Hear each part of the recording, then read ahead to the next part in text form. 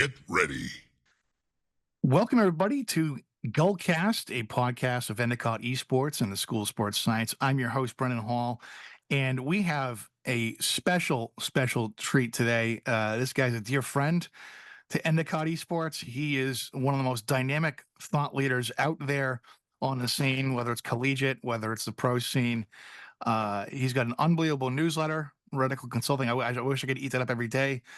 But I'm going to give him the floor here because this is such he has such an amazing journey and some really good insights into the future of esports and why we're all bullish here. So, without further ado, please welcome everybody, the great and powerful BJ Fink. BJ, how are you? Hey, Brendan, I'm doing all right. Appreciate the intro and just the chance, to do something again here with Endicott College and talk esports. Yeah, it's been, I mean, everybody kind of knows, right? A wild few years in the esports scene overall in multiple factors.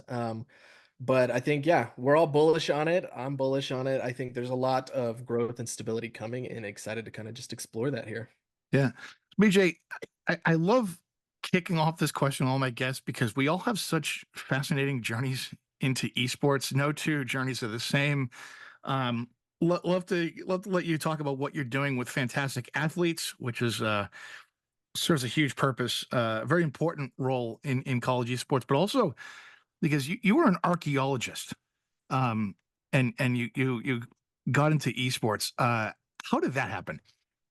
Yeah. So, right, my growing up, man, I always loved history and I liked video games. So, I mean, it culminated in a love for games like Age of Empires, right? Like, Yeah. in those kind of RTS games, I played a lot of StarCraft as well and things. Oh yeah, battle But arc, crews are now loading. yeah, and of course, I'm not too good at StarCraft anymore. It might appear that I'm good, but that's just Yeah. because I know what buttons to click. But like, I'm not doing any keybinds these days, guys. No keybinds. Oh boy. That's too much. We were just talking the other day with a couple guys, and they said, oh, what I can't remember the event or the festival conference, whatever it was. But there was the StarCraft tournament, and they broke the counter for like, it was like over 1,000 actions per minute or something. And I was like, nope, I'm done. Oh my I, goodness. like, I It can't, makes my it I makes can't, my head hurt thinking about that. right, Oh my right. goodness. But so that's the stuff I grew up on and enjoyed playing, but always fascinated by history and really the reasons why societies kind of did, grew like they did, collapsed like they did. What were the reasons behind some of that and the theory behind it? So archaeology was what I pursued, and I never realized that so much of what I learned there would kind of translate to esports. But I did excavations over in Jordan. So there was kind of down by the Dead Sea area in the Jordan Valley and things like that. I met a crime boss one time. I saw Vladimir Putin's helicopter fly overhead. Uh, What? yeah. So Wow. there's some stories there. One of our dig workers got bit by a viper one time, so he had to rush to the hospital and some Oh different my things. So goodness. there's a few stories hidden in there. But then eventually I found my way to esports, I guess. That's quite literally something out of Indiana Jones, like not even Yeah, exaggerating. yeah, yeah. I Wow. did that. I always say, I accidentally killed a dead person. But that was because, it was the weirdest things where I'm sitting there like digging in a square. I'm excavating in a 5 by 5 meter grid, and we're doing a little bit of cleanup, and I put my knee on the ground and it just goes straight through the floor of the Oh square my we're digging goodness. in, and lifted it up, and wouldn't you know it, my knee just went through a human skull. So Goodness. Boy, it was a little, it not for was the tame wild. of heart. Yeah, Wow. I was freaking out because I was like, oh my gosh, like, in archaeology, you have to like be careful when you're going down. I mean, you dig about an inch at a time. So it's very tedious, and a lot of people don't understand that part. But so it's like you protect everything you find. Like if you find bones like that, you put chemicals on them and you uncover them and put the chemical on a piece at a time so that you can take it out and stabilize it. So right there, I thought I was in big trouble because we couldn't stabilize that piece anymore. Yeah. Yeah. Well, let's talk about what we're doing with fantastic athletes as well. And it's a company you've been around for a while now, and To me, it's a company that serves an important purpose in the world of collegiate esports. When we talk about VOD review, when we talk about positive reinforcements of technology, right? Understanding how to make data-driven decisions, and it encompasses all of that. No. Yeah, and with the work that I do in esports now, with a good transition from archaeology is finding the structures, putting those in place, right, and understanding how that can lead to stability, sustainability in the industry, and creating some of those standards. And so with Fantastic, what they've done with their patented data and trying to understand how we can put the human factor back into esports is not just there's so many tools out there that the AI is helping you and it's coaching you, it's replacing a coach, or it's replacing the ability for you to really think critically, and there's a place for AI in supporting or empowering, but a lot of this time with how we as humans work, right? There's this notion that it's replacing our ability to think in a lot of regards, and in esports, it's coaching you on, it's giving you some insights, but it's really telling you, hey, just do this, right? You're no longer finding the patterns yourself. You're no longer thinking about those. And so what we want to do is actually provide some insight and data behind the mental and cognitive functions of the players. And it's not like you're wearing those little weird devices on your head. It's not extracting data from your mind, but it's player input, right? It's directly based on what the players are doing and how they think, and it's information from them. And so we want to help create those structures, those patterns, help self-assessment, critical thinking, all of those ideas that in college, right, or in school anyways, you're learning, you're pursuing, you're developing, and attach those to esports. No. And you've also been pretty outspoken on some topics here in the world, but I just love this idea that you're putting out in the world, esports 2.0, and the way that you are kind of bringing this idea into lexicon, into consciousness. I want to talk about this because, like, what is esports 2.0? How did you come up with this idea? What is it meant to encompass? Yeah, no, it's so we'll do, just a brief recap maybe of this professional scene in esports over the last decade, right? Kind of the same timeline that you take college esports, and we've hit that decade mark. So you go back to basically 2014, now it's 2024. So we're hitting that decade mark as well. And in that time span, the professional scene flooded itself with tons of money, but no plans. And that's a dangerous game, no matter what industry you're in, right? And you see it all the time. And again, using the history, right? You can go back to the railroad boom in the 1800s, right? They took tons of money, but it took way longer to build the railroads. They ran into so many issues. They didn't put the structures and the people in place to, in the same with the oil booms, or, the internet.com boom, 2000, all that stuff. You see this boom and bust, and esports should have been able to study these kind of phenomenons, but didn't. And so they made the same mistakes, right? They took all this money from the top down approach. They didn't understand whether they were sports teams or entertainment companies or what they were. And so they just kind of did that whole approach where you just throw as many things against the wall and see what sticks. But unfortunately, nothing stuck because they didn't even grow their communities. They didn't know their audiences. And esports 2.0 focuses on that. It's community first. It's building that, understanding what they need, what they want, how they want to interact with you, and building an esports team or brand around that idea. Do you do you believe that? Because I love your analogy here about the railroads and the oil booms. Something I teach in class here at Endicott is this famous memo from Western Union in 1876. Are you familiar with this? Where when the telephone first came out and Yeah, they rejected it, said that this is going to have no use, and they, at a time when the telephone came in, they decided to double down on sending faster telegrams. right. And Western Union, in a lot of ways, should be like a Venmo or a PayPal today, maybe even. And instead, it's something else. And look, they seem to be doing fine, I guess, in their own regard. But like they missed the curve of innovation because they were the monopoly at the time, right? Do you feel like there comes an inflection point when a company grows where innovation slows? Either they become too accustomed with their margins, or they've got a culture where everyone is too agreeable. Maybe I don't know. Like how do you? I don't know. What are your thoughts on it, and how do you I feel like there's a lot of sectors where esports has actually been pretty innovative. And how do you create that culture of innovation in esports?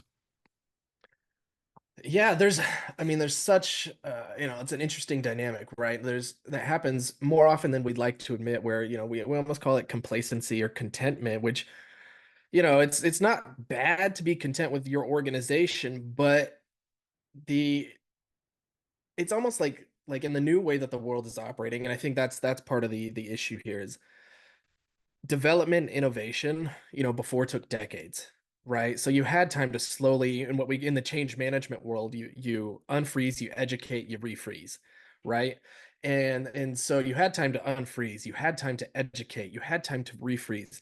But the modern employee, the modern corporate culture has to be consistently adaptable. You can't ever have this freezing moment of what this is what my company does. It's like we have to keep, iterating day after day, and it's exhausting on the one hand. But I think rather than thinking, oh my gosh, I always have to come up with this new idea, it's building a culture around this adaptable practice to where you have people in place that can create an idea, the next team adapts that idea, and so you're not doing every part of this adaptation process. And esports has been adapting to so many markets around the world, so many facets, and everybody's trying to figure out what's the one that's going to stick. And the university environment is a perfect example of this. There's not one standard yet in university esports and how to run a program and how to do things, or even what conferences to join or what tournaments to, work through. And it's trying to find its feet in that regard. But I think the university world, right, has a leg up in this um, story of community. Like you have a natural community on campus, right? There are students, and so as you're doing something, you have access to that community. You can talk to that community. Professional esports never fostered that community. They just were like, let's go on Twitch and let's just stream to these people. Clearly, they like our streaming content, and we can have a sports team around that. You know what? I think we all know that there's a wide variety of people out there that want to just watch something versus participate or watch a sport, right? There's there's two different audience segments for that, and they forgot about that. And the communities is it's so integral to what you're trying to do. Like, I mean, take the Asian markets, for example. Mobile esports, your phone, right? They know there's a lot of low income people in this market, and they have a phone though. Mobile esports is massive in Southeast Asia, for example. Yeah. But here, it's not taken off, right? And so it's directly understanding your markets and your communities and what they have access to and need to drive that growth. Yeah, I've also seen some predictions out there. I think it was Newzoo or YouGov or one of those surveying that mobile gaming is going to at some point surpass at least growth as far as PC gaming. Yeah. Yeah. So why do you think that is? It's something. I mean, I know a couple years ago when Call of Duty League was doing their majors and they had like mobile one-off days. What is it about mobile gaming that is fueling this? Number one, accessibility. Number two, on the corporate side, they've realized they can make more money in mobile, so they're pushing it harder. Number one, it's the microtransaction game. There's more money in microtransactions than anything else at this point, which annoys a lot of us because I Yeah, don't want to be sold something every 5 seconds, but they're pushing it because they can make money. But I everybody mean, look has at a phone. Fortnite, right? Yeah, oh my gosh, right? Five And billion dollars a there's year, it's right? it's wild. It's wild. And like EA Sports FC, FIFA, for those who haven't made the transition yet.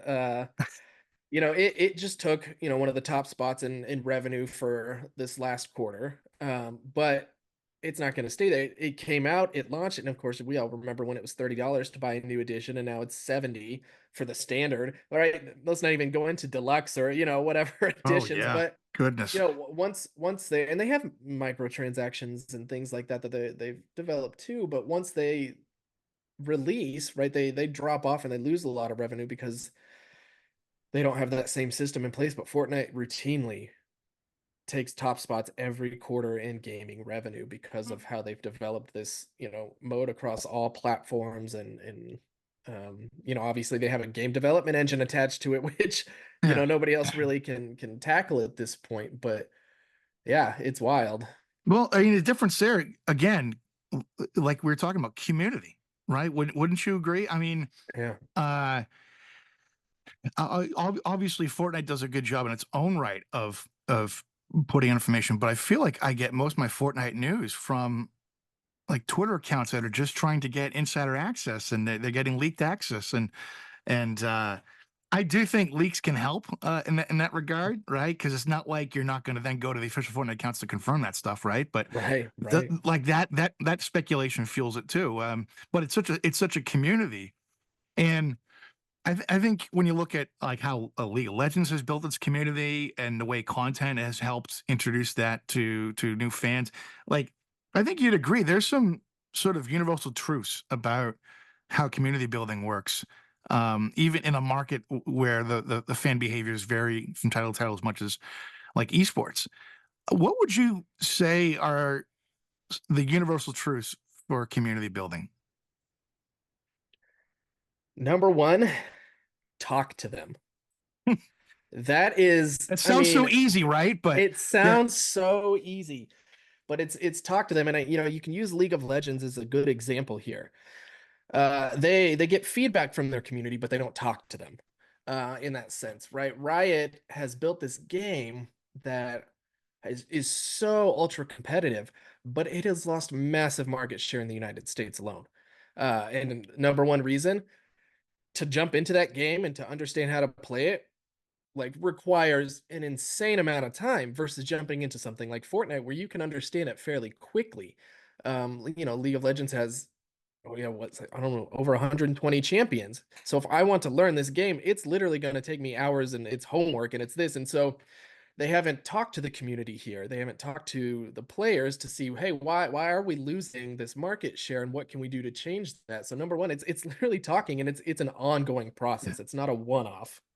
Absolutely. To that point, Epic, I think, has one of the better feedback loops among the publishers, right? I don't know Yeah. how if you agree or disagree, but it seems like they always seem to when something is a dud, they seem to address that pretty quickly in the game, usually, unless you have like that car season where they're just really trying to nerf it to death and it still doesn't, whatever. Yeah, right. But most of the time, I think they do a decent job of a good feedback loop. I don't know, but Yeah, what's yeah, they tend to. And there's other games, take Apex Legends, which I love to play, but they have a terrible feedback loop, and that's why they've lost a huge, number of their players over the years. And it's because they aren't talking, they aren't listening and engaging in that community atmosphere. I mean, Epic, with Fortnite, right? They have education initiatives and they do some different things as well. And they're engaging in that community. Now locally where their headquarters are, they don't engage, and that's something they do need to work on. But across the global echelon of their community, they do a better job. Yeah. What would be number two universal truth? Or one. So number one, yeah, is talking. Number two, universal truth here for building this community. I mean, honestly, so we're talking to them. It's on top of talking, it's building a relationship, but that I would almost say too is relationship, but it breaks itself down into multiple facets of like events, engagement, not just sitting here like let's be best friends and build this one-off relationship Yeah. together, but it's making that community that you're talking to, making that relational so people which I mean, honestly, let's change it. Let's not even call it relationship building. Let's call it storytelling. We'll take a page out of Great. the B Hall Manifesto. Yeah. It's storytelling because relationships are stories. They're about stories. And so I think if you were to encompass all of that, whether it's, every facet of building this relationship, there's stories around that. And it's the connection piece. So I would say, yeah, storytelling, because you got to connect with people. You got to give them something to connect to. And that's where events do come in. But creating this story around esports that's centered on that community that you're talking to, right? You're developing that story now. And because it's esports is so quick to change, and that's part of its problem too. They try something once, it doesn't work, they throw it away. But like we all know that like you can't just throw something out there. You have to learn from it and you have to see why it didn't work. And maybe you just picked the wrong group to throw it to in the first place. And so Cough, cough, cough, cough, Concord. Right. Sorry, couldn't It- resist.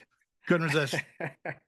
there you go. It's Yeah, just, and so it's just that dynamic of you can't, you got to tell the story. You got to give people something to attach to build a relationship towards.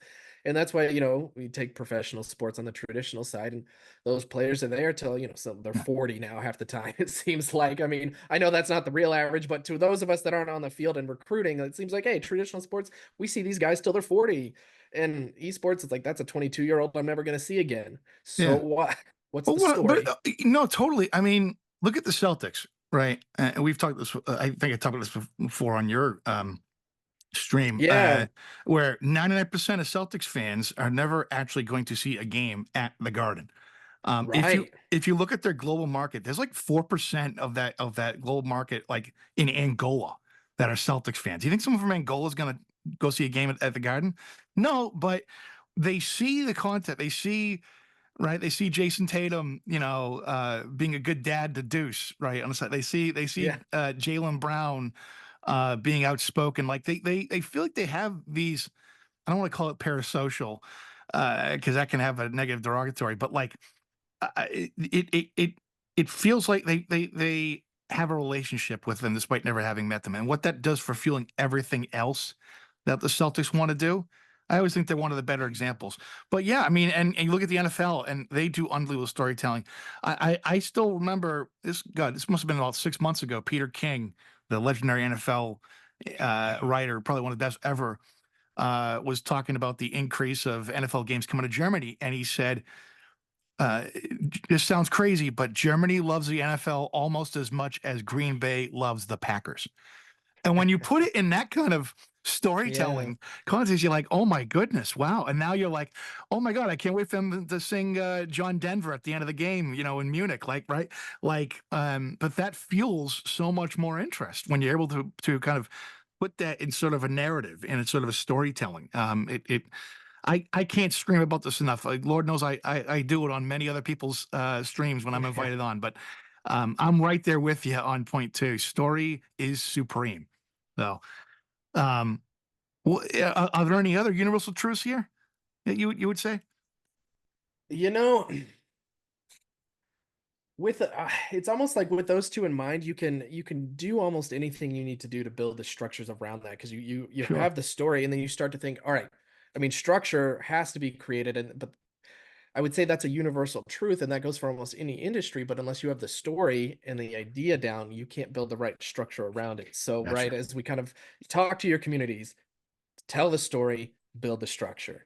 Absolutely, And it's kind of, if I'm going back to my radical methodology of research, right? That's talking to your community, building awareness, telling them what you're doing, and but then develop the plans, and that's starting to tell the story, and then community comes next, and you've built your community around this story, and then leverage that into structure building and resources.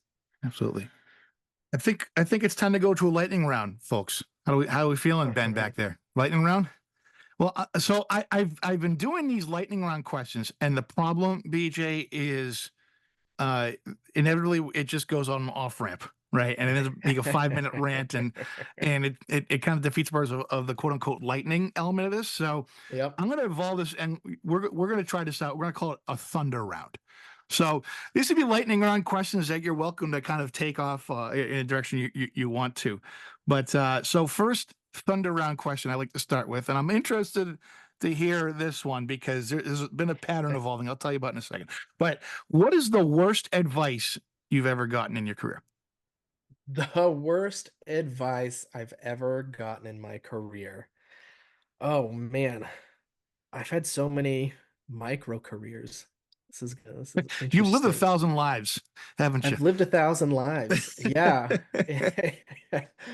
The worst advice I've ever received, honestly, is just this piece.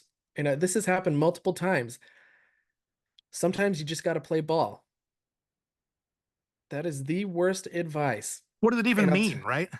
right. And there's different ways that they're going to say this. And a lot of times it's, well, sometimes you might hear, well, you just got to bide your time, or, well, you do it this way at first.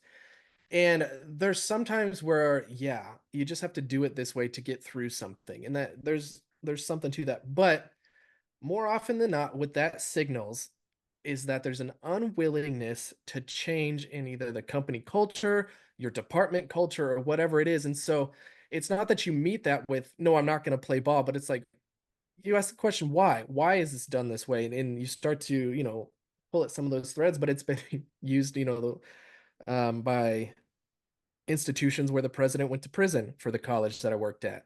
So like I'm not going to follow your advice because I know where that leads. Oh, let's just, do the way we want you to do it in this way. And well, that led to prison, so I'm going to avoid that, or Yeah. embezzlement of student funds, so I'm going to avoid those things. Wow. And so yeah, Yeah. I would say That's a if different you kind of hear ball to that, play with. Yeah. yeah, if you hear that phrase, you need to ask questions. Good. So the reason I was curious about your answer because the past few guests, there's been a run on when I ask this question, they say it was something from their parents.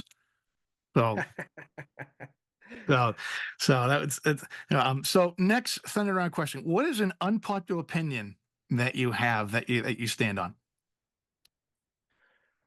Ooh, an unpopular opinion. Well, I would say that, there's a lot of people out there who believe esports is so vastly different and it's so unique. And so you see this a lot where they say esports is not it's not traditional sports. I disagree. I disagree, and there's a lot Hmm. of people who find that unpopular because it's a competition, which is what sport is, number one. And it's, there's debate clubs and there's chess. There's all these sports that we don't consider sport, and they're all different. They all have their unique facets, but it is sport, and there's something you should learn from it. Wow. That is bold. I like that. Yeah. What's a prediction you have for the future of this industry? Ooh, for the future of this industry. Man, there's a few, but it's like what's Take this the wherever you main want. one? I know. Um man, one prediction I have, and I don't like it because I love my mouse and keyboard, but one prediction I have is that will go away in esports. Wow. Rough. Really? Why do you say that? Because most of the top esports are keyboard and mouse right now. Yeah. Yeah. And so there'll be some games like League of Legends, it's gonna be keyboard and mouse. I would say any of your first person shooters, most likely those types of games. I think that's Hmm. where you'll see mouse and keyboard go away. And number one, there's gonna be, I predict part of this is game development driven. So if we can separate from game developers, we might be able to salvage this. But because they push so heavily on getting everybody onto the same systems, so they can pull better metrics and they can get you all buying the same things, and it's less costly for them to push something to multiple different sets of things versus just create one set. We've seen this like with something like Apex Legends, for example. That game development firm with Respawn, and then EA bought it all. They have catered so hard to streamers and things that the competitive scene, it started out heavily mouse and keyboard, heavy, because it was, PC was where it was at, right? You have better processing power, all this stuff, frame Hmm. rates. And the pros were all playing mouse and keyboard, but the aim assist on console is like 60%, right? And don't quote me on that, but it's Yeah. somewhere in that range. It's so high. Like I am a mouse and keyboard player, and I'm good at the game. I'm not amazing, but I'm good. I know what I'm doing. I will shred somebody. They will be down to one tick of health. They will flip automatically to me. Two headshots, I'm gone. And I'm like, what just happened? And it's number one, their aim assist is so high, so instantly it looks like an aimbot, but it's because they're on a console with a controller. Huh. I will do all the work, I will get it to where I need it to be, and then I will just lose automatically. And the second thing is like with recoil in this game, if I get shot and I'm on mouse and keyboard, I automatically my recoil goes up because I'm being shot, right? It's like this realistic Yeah. kind of thing. But if you're on a controller and I aim at you and I shoot and I hit you, you don't have any extra recoil. So your aim is assisted and your recoil is lessened. So I'm automatically at a disadvantage. Now on PC, you can plug in a controller. Aim assist is only about 40%, but because it's still high enough that it makes you win, everybody has switched. The majority of players now play with controller either on console or just controller on PC, and a lot of first-person shooter games are going this route.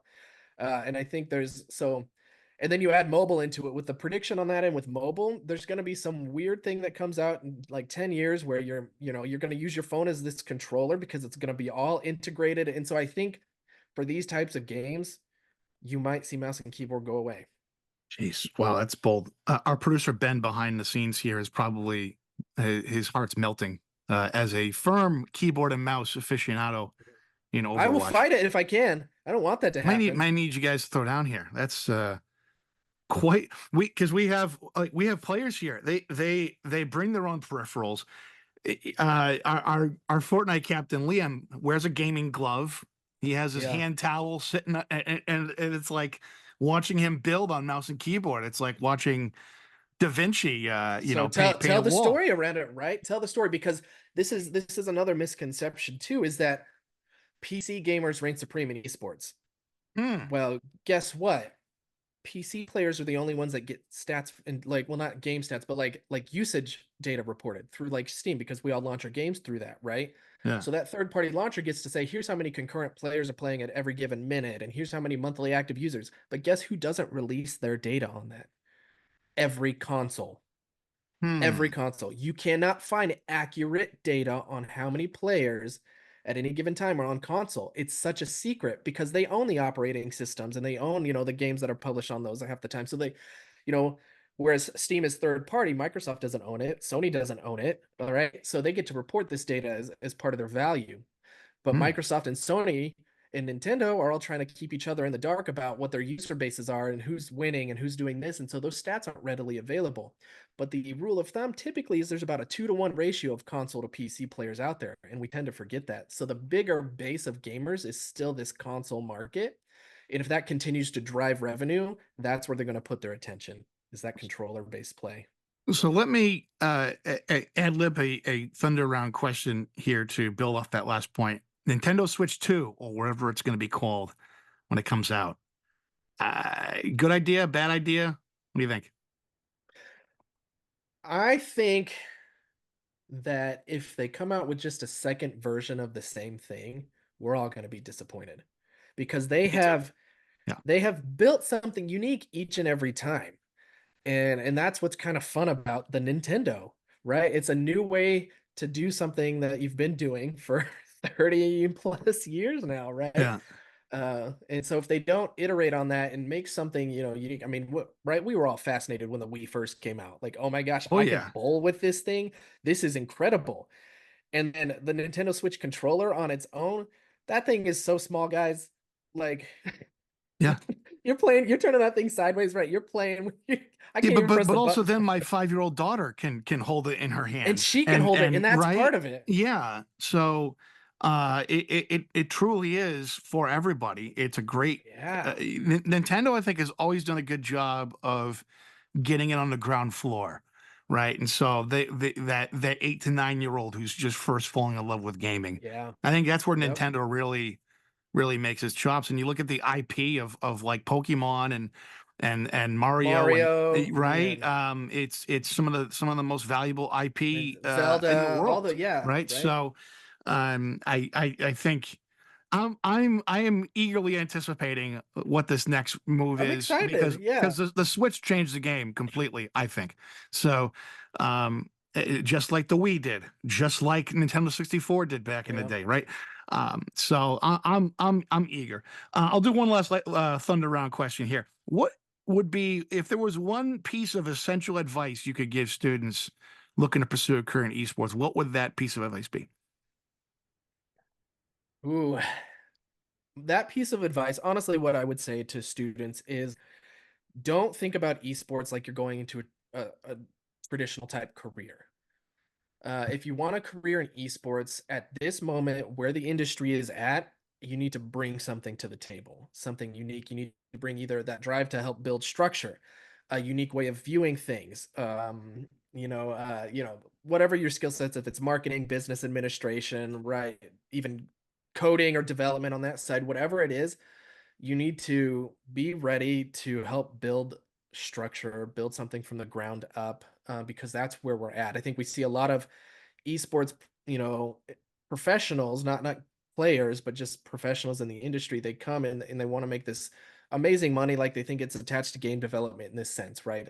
I'm going to make so much money in esports, and that's not the case right now. Those people are leaving because the money's not there.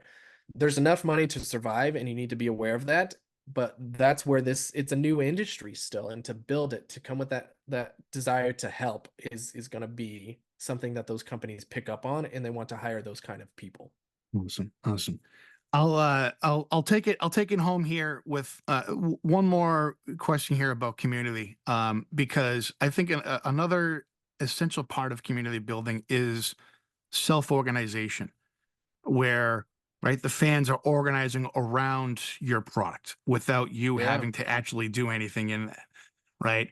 I one of my favorite examples probably right now is Peloton. You know, say what you want, their stock seems to be fluctuating wildly with every Right. quarter, but you know, you just but the proof is in the Facebook groups of the 30 and 40-year-old moms organizing together, putting out charts Yeah. of like which Olivia Amato ride they're going to do on Monday, which Jess Sims boot camp they're going to do on Tuesday. And Yep. Peloton doesn't even really need to be in the picture, right? They're putting out a Yeah. remarkable product that had a great challenge during COVID that, yes, you can get a lot done in a 15-minute workout on your basement floor, Yeah. right? Right. Um, then, I mean, the fact that we're talking about our excitement for whatever Nintendo's coming out with next year, did Nintendo need to do anything? No. We are self-organizing around everybody. How do you create self-organization within community? Yeah, I mean, that's a good one. It Yeah. does, kind of revolve around this idea of the story.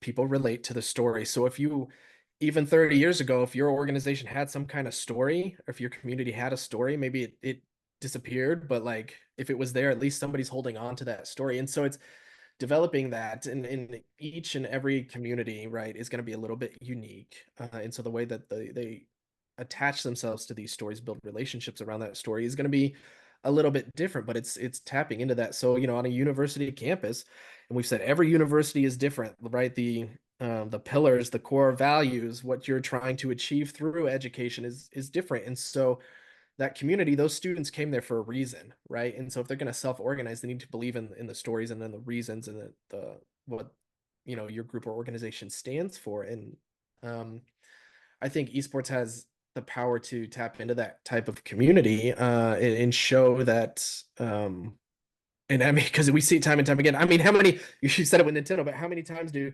these Smash lands get planned? Like for even like Oh Super yeah. Smash Melee on the GameCube, and people are on these SRT TVs, like coast to coast. Like, why? We Because this get at community. least once a week in the lab, someone comes in and asks me if we have melee. And I'm like, Yeah. really? Ultimate has like 10 times the characters and they got the ice climbers, okay? Like, Yep. yeah, Yep. yeah. Honestly, in the grand scheme of things, I think GameCube might have been the most underappreciated console. I think when it Oh came out, yeah. one of my best friends in high school had it. The and one of my roommates in college had it. I don't. I hope mom's not listening, but Tiger Woods PGA Tour 2004 on GameCube single-handedly killed my GPA second half freshman year. Uh, like I mean, that was the their first time games we were saw like so something like freaking NFL playable. Street, man. Oh my And the gosh. loading time, there was like zero loading time for a disc, which is insane. There were Hmm. so many things about that product that maybe just we weren't ready for at the time that you look back years later and you're like, wow, like how did we miss the boat on this? Because Right. I truly believe that's probably the most underappreciated to this day. No, Yeah. no, I would agree on that, I think. I mean, I loved it. I loved yeah, it. I loved it. I loved it. BJ, how can people stay in touch with you? What's the best way to follow all your work? And I'm going to give a plug for your newsletter here because I think I know you're balancing a lot of stuff with fantastic athletes, but Yeah. when that drops in my inbox, I feel like it's a Christmas morning because you're gonna do something, drop some knowledge, man. So, Yeah, um, I yeah, try to do that, right? And yeah, with all this, it just changed the name in the latest edition to the liminal effect. for that newsletter, right? It was about leveraging, I like knowledge that. and Do you like resources. that, Ben? Liminal effect? I like that. Yeah, Ben likes it. Yeah. So, yeah. Because, as we're talking, right, we're talking through, and part of what I have a graduate degree in organizational management. A huge part of what I thought was fascinating is the idea of change management. And Yeah. esports as an industry is in that hard. They're in this, they got to unfreeze, you got to educate, you got to freeze it, back, but you got to learn it and kind of adapt. And so liminal is this state in between, right? It's, it's, in a sense, being a teenager, it's adolescence, it's transitioning, but anything in that in between state. And I was like, I love this word and this idea. So I was like, this is where I go next with this newsletters. What I want to focus on is this change that's happening and how to push through change and navigate these liminal stages. Um, so yeah, follow along with that. I think the link is on my LinkedIn page, but LinkedIn is where a lot of my content lives. It's where I live half the time. On Discord as well, Papa Bear Fink. So Papa Bear either Fink. the Amazing. I changed it. I was from archaeology, right? As Yeah. archaeo Fink was my initial gamer tag, and then I had kids, and I became just Papa Bear. So I was like, look, there goes my competitive drive. I'm just a dad goofing off in video game land now, so it's just Papa Bear Fink Well, I mean, all it, it, day. it it kind of, with all due respect, BJ, right? You get the beard, you're a dad, you get a hat for of the Great Smoky Mountains. You're kind of hitting all the notes here. I'm just waiting for Boo Boo to come to get the picnic basket at this point, you know? Right? Do that, and to show you if I'm not wearing them today, but maybe I'll pull on my socks and sandals. Oh my goodness. Well, BJ, as always, it is an honor to do these sessions with you. I hope you got a lot out of this. I always enjoy listening to you, espousing your wisdom. So, on behalf of everyone here at Endicott, we appreciate what you do. Thanks for being a continued friend of the program. Um, for those of you listening at home, make sure you're following us on Instagram at Endicott Esports, and on Twitch again at Endicott Esports. You'll be able to find all the episodes here of Gullcast on Spotify and our YouTube channel. That's at Endicott Esports. For now, for BJ Fink, this is Brendan Hall signing off. See you next time. Thanks everyone for tuning in. Be sure to follow us at Endicott Esports.